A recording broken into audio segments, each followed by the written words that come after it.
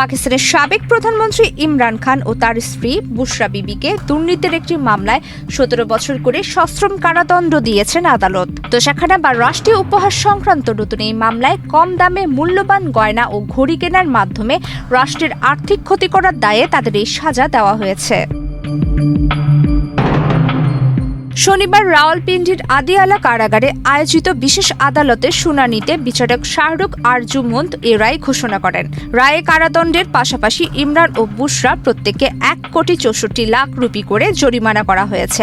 জরিমানা অনাদায়ে তাদের আরও অতিরিক্ত সাজা ভোগ করতে হবে।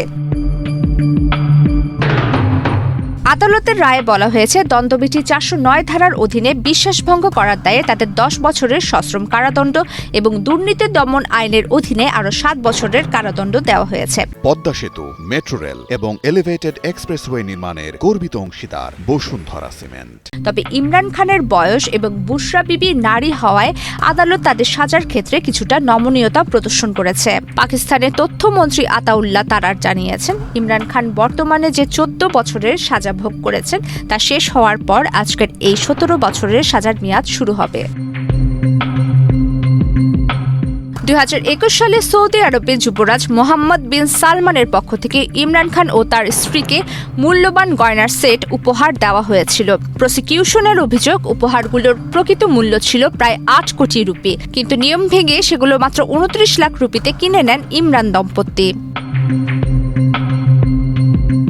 ইমরান খানের আইনজীবী এই রায়কে একতরফা বলে অভিহিত করেছেন। তিনি অভিযোগ করেন, বিবাদী পক্ষের আত্মপক্ষ সমর্থনের সুযোগ না দিয়ে আদালত রায় ঘোষণা করেছেন। ইমরান খানের দল পাকিস্তান তেহরিক-ই-ইনসাফ এই রায়কে রাজনৈতিক উদ্দেশ্য প্রণোদিত এবং বিচারের নামে প্রহসন বলে প্রত্যাখ্যান করেছে।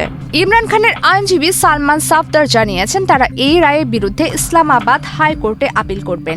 এদিকে রায়ের প্রতিবাদে আগামীকাল রোববার পাঞ্জাব জুড়ে বিক্ষোভ সমাবেশের ডাক দিয়েছে পিটিআই। 2022 সালে ক্ষমতাচ্যুতির পর থেকে ইমরান খানের বিরুদ্ধে দুর্নীতি, রাষ্ট্রদ্রোহ ও সন্ত্রাসবাদ সহ 2 শতাধিক মামলা করা হয়েছে। বর্তমানে তিনি রাওয়ালপিন্ডির আদিয়ালা কারাগারে বন্দী রয়েছেন। প্রমিতি কিবরিয়া ইসলাম, বাংলাদেশ প্রতিদিন।